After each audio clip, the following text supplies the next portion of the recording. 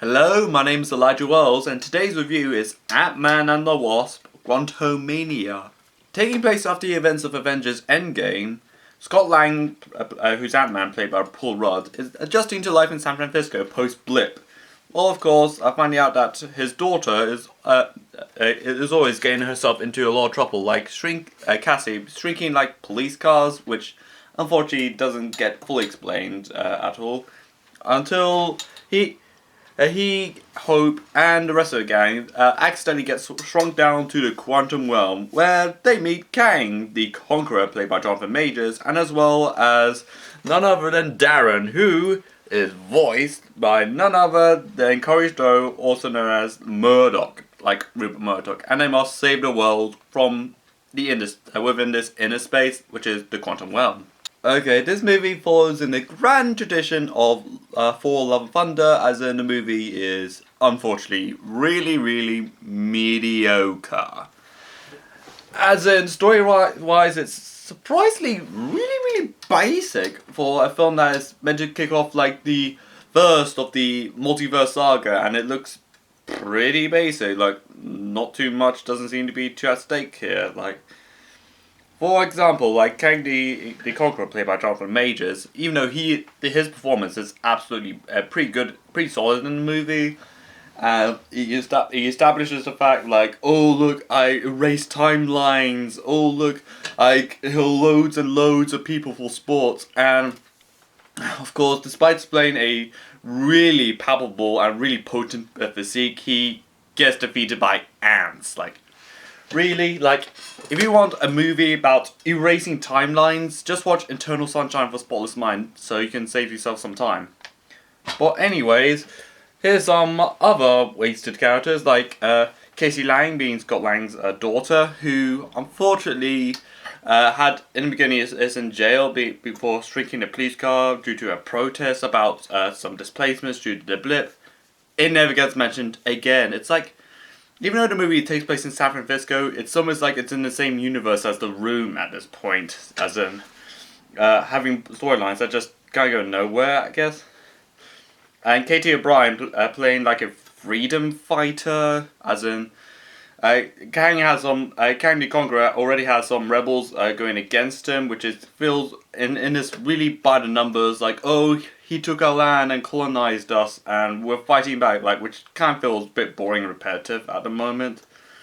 And Bill Murray, despite featuring quite a bit in the advertisement, is only in the movie for like 5 minutes, being like, oh yeah, she did this, like, as in, what's a character? As in Janet did it, like, she threw us all under the bus, like, that was his entire 5 minutes, as in being one massive exposition dump. And Murdoch, or Darren, played by Corey Stoll, pretty much has the most weird and underwhelming character arc of all the MCU, as in, like, I am the ultimate weapon, I'm the human-born weapon, as in, please, Upgrade was a great movie, according to a lot of people, as in, and then somehow changes sides after Casey said, like, don't be a dick, like, okay, I won't be a dick, like, did a 5-year-old, like, write this movie now? Like, who's in charge of the writing here now? And my qualms of this movie doesn't end with the characters, like, the writing in the movie seems to be way more focused on exposition than usual, to the point it becomes very hammy and forced. Like, it's almost becoming like a DC movie, particularly with the 2016 Suicide Squad, where they shove an exposition or a backstory like every 5 minutes, to the point the movie just goes, the pacing wise, just goes on for way too long, even though the movie's like 2 hours long, and it just felt like 2.5 hours at this place. Like, the pacing on this thing is like real all over the place due to its overemphasis on like expositions and backstories. Like, it just weaves you out a little bit. And also the visual effects in the movie, I think and the world building just looks a bit boring to be honest. Like, even though I really liked something like Guardians of the Galaxy or Captain America or Black Panther, but specifically how they like built that world and built how their politics work and built how like everything operates like a system, like a democracy or bureaucracy or an autocracy.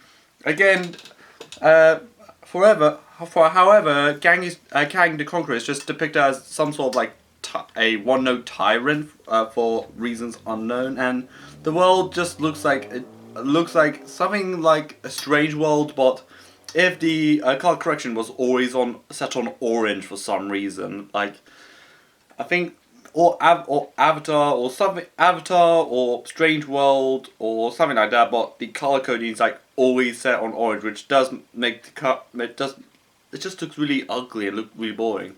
And the movie is so dark that I can barely see what's happening. Like, particularly in the opening scene where Janet gets saved by a Kang the Conqueror in the opening scene, like I can just make out what's happening just on sole purpose. I can kind of just see the silhouettes of the character. Like, it's so dark. Like I could just make out what it is. I'm not sure what it is. The movie, it's just so visually and tonally all over the place at best. Like, I'm watching a superhero movie, not the final act of Zero Dark 30 for Pete's sake. And even the humour in this movie feels a bit more dry than the other two. Like, I think the first one, the one memorable gag, memorable gag in the first one being like, "I will disintegrate you into the core," and then Alexa picked it up and started playing the album "Disintegration" by the goth rock post punk legends The Cure. Also, my favorite song from the album is "Pictures of You." So yeah, and also I think my favorite gag from the second film is basically when he becomes the big threatening giant in San Francisco, while also accidentally scaring some tourists when trying to get some MacGuffins. For the third film, I just don't know what the humor is. Like, I don't know what gags kind of stuck out to me. To be honest, I think it just feels a bit more stale at best. I'm not sure what the tone in this movie is. It just feels unintentionally humorless at that moment. Like, I don't know what they're trying to get to. Like, I think there was like one gag being like, "Oh look, there's a man dressed up like a broccoli," and he just kind of pops up here now and then. And I think Ant-Man and Quantumania kind of pains me a little bit. Like, I think it's at this stage where Marvel is now running on fumes now. Like, it feels like these studios it's just now pretty much out of ideas at this point. Like, the storyline comes off as really basic. The villain was completely wasted at the end of the day. The writing and storyline is not really up to Marvel standards, like, at all, and the humor is pretty boring at best, and just the overall vibe, it just feels like it just has to be done rather than just some passion project. And particularly add to the fact that it didn't have like Adam McKay or Edgar Wright of the original writers of the first film in it at all, which the movie did greatly suffer from lack of them. Even though they didn't write the second film, but the third film like really suffered from their absence, which is really sad. And the movie just feels pretty predictable, pretty generic, pretty one note, and to be honest, the movie just looked ugly at best. It just came off as unoriginal. It just came off as too familiar. Like, I think it's just a case of Marvel just granting its audience a little too much and feel like they can just rely on the audience. Like, you can just feed them anything and they will like it. And to be honest, I feel like there's a lot of discord being that Marvel is just accidentally rolling itself into irrelevancy. Particularly with Tom Cruise being credited as the savior of mainstream cinema with his Top Gun Maverick movie last year. It feels like Hollywood is just finally fed up with Marvel now.